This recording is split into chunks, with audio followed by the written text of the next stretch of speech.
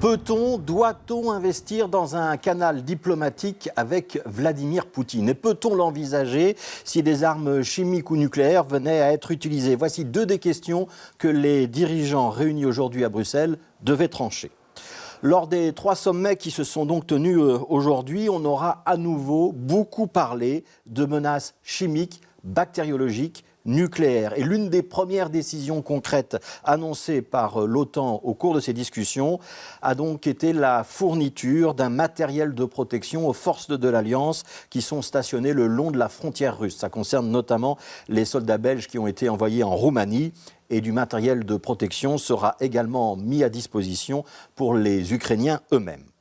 Alors cette crispation autour des armes non conventionnelles, elle illustre parfaitement l'état de tension extrême qui existe désormais entre le bloc occidental d'un côté, la Russie et la Biélorussie de l'autre.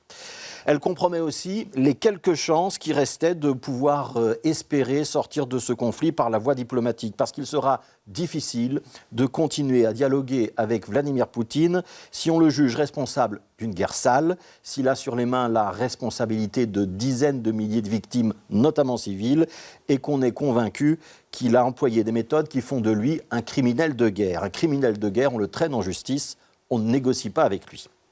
En soulignant ainsi le risque d'une escalade chimique ou nucléaire, l'OTAN nous alerte. Une alerte sur un dérapage possible du conflit et l'ouverture d'un chapitre qu'aucun Européen n'a envie d'écrire. Et on ne peut pas balayer d'un revers de main ce signal d'alarme au prétexte qu'il nous semble irrationnel, irréel peut-être, qu'il nous rapprocherait encore un peu plus d'un risque de guerre totale et qu'on n'a vraiment pas envie d'y croire. Mais cette communication, elle a une conséquence diplomatique aussi, c'est celle de repousser encore un peu plus loin la Russie dans le camp du mal, dans le camp de ceux avec qui on ne peut pas discuter. Et pourtant, discuter, maintenir ce fameux canal diplomatique, ça reste une obligation si on veut essayer de sortir de la logique d'un affrontement total. Alors si le ton ferme, sans concession, adopté par les Américains, rend probablement impossible tout dialogue direct entre Washington et Moscou, ce n'est peut-être pas encore le cas de l'Union européenne. Même si les relations sont extrêmement tendues, il n'est pas tout à fait exclu que Vladimir Poutine puisse, par exemple, encore parler avec Emmanuel Macron, qui occupe la présidence tournante de l'Union.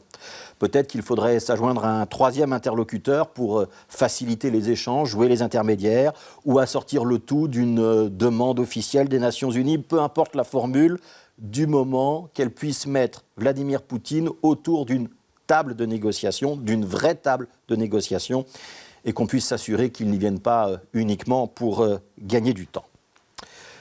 Parce que tant qu'il n'y aura pas de discussion, il n'y aura pas d'issue enthousiasmante. Ce sera au choix la guerre totale et la victoire de la Russie, l'occupation de l'Ukraine, un enlisement du conflit et une guerre qui s'éternise, ou encore le scénario du pire, l'internationalisation de cette guerre et le risque d'un conflit total qui dérape.